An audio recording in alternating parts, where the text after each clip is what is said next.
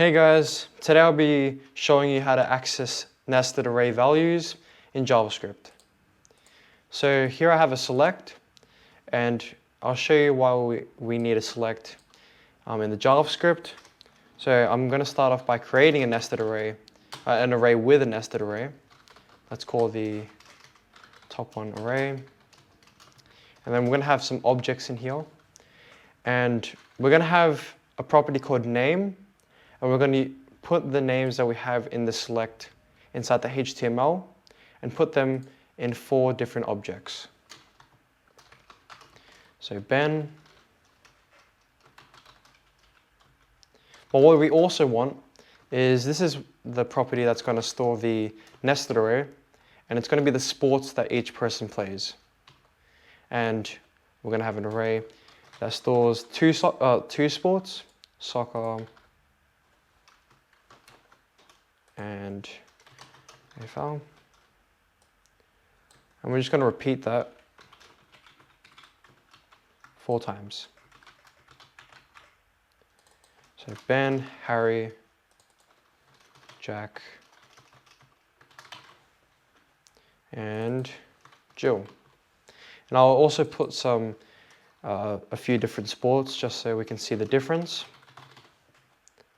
Basketball, rugby,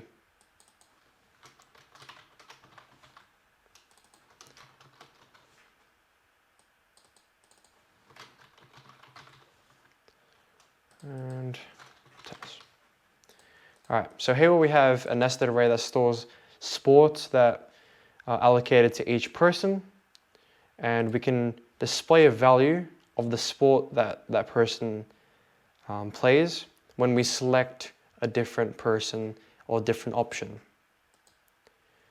So first we need to get these 2 HTML elements in a variable.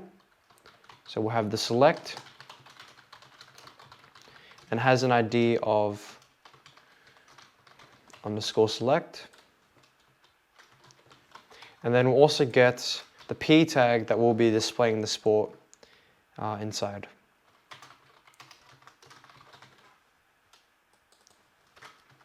Which is stored with an ID of display sport. So what the event is, when we change the value of the select, then we should be seeing the sports that each person plays. So we'll start off by having an onChange function to the select.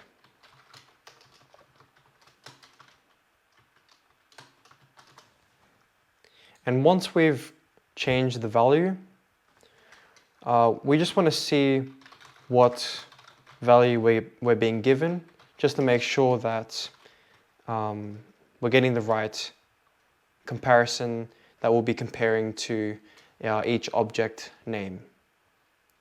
So we'll change the text content of the p tag with this.value. So we should see the p tag updating with whatever name we click on. Harry, display sport should be changing.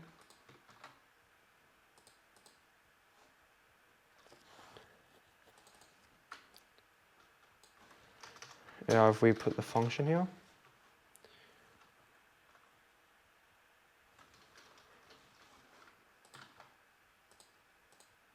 okay, so Harry, Jack, and Jill. So we're seeing the correct values. The difference is I just put the word function here, so that when we click on this select and we change the value, so we're using the options and then comparing if that value is being changed, then we'll display the correct sport. So if this.value, before we do any comparison, we want to compare to every single object. And I'll be using 2 methods. I'll be showing 2 methods, which is a for each and a for loop. So we're going to use the array name, and following that is a for each function.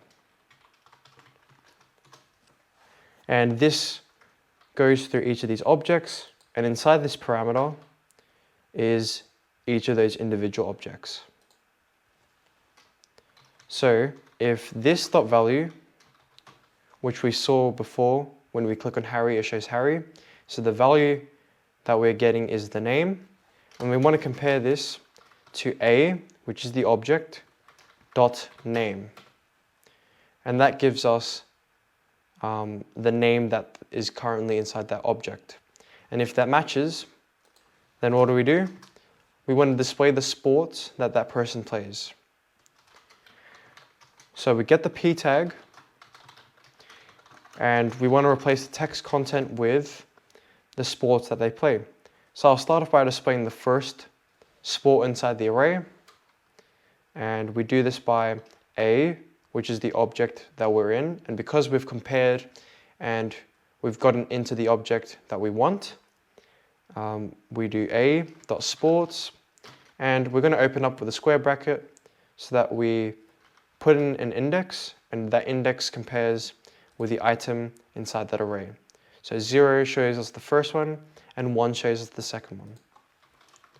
So what we should see, if I click on Harry, it should say basketball, and if I click on Jack, it should say hockey. Harry shows us basketball, and Jack shows us hockey. And if I wanted to show all of the sports, and it will be showing in an array format, but if you wanted to put them in different lines or use them in different sentences or in different places, then you'd have to push these values in another array. Let's say current sports, push that inside that, and then you would use another for loop or for each to display those individual values. But I'm just going to show that in an array form, and it would be separated by comma, but it will display both of the sports that each person plays. So Ben, Harry, the reason Ben was showing the wrong one was because it wasn't changing, it wasn't a different value, but if I go Harry, Jack, and back to Ben, it shows us soccer and AFL. Jill, yep. So those are the sports that each person plays, but now I'm going to show you how it's done with a for loop. So if the for each doesn't seem to be working, you can use a for loop. This is the format of a loop where you set a variable to 0, then you increment that value until you reach the array's length. So we do that by array.length and I++ to increment that value. And just like before, we're going to use an if statement. If this dot value that we've clicked on is equal to, but instead of using a parameter, because we don't have any parameters here, we're going to use the array, and we're not going to set a constant value inside these square brackets, but we're actually going to put this for loop or this variable I, which is going through each of these objects according to this incremented value. And just like above as well, we're going to compare it to the name. So if this dot value is equal to the array's object name, then we'll replace the p tag with the sports that each person plays. And just to show you the first sport that they play, Harry should be displaying basketball and Jack should be showing hockey.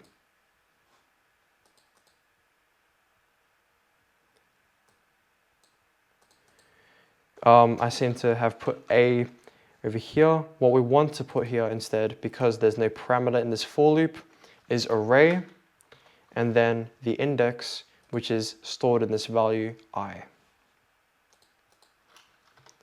So array I, that gives us the object that we're currently in. Then we access the sports, which is the nested array, and display the first value, which should be basketball for Harry, soccer for Ben, and so on.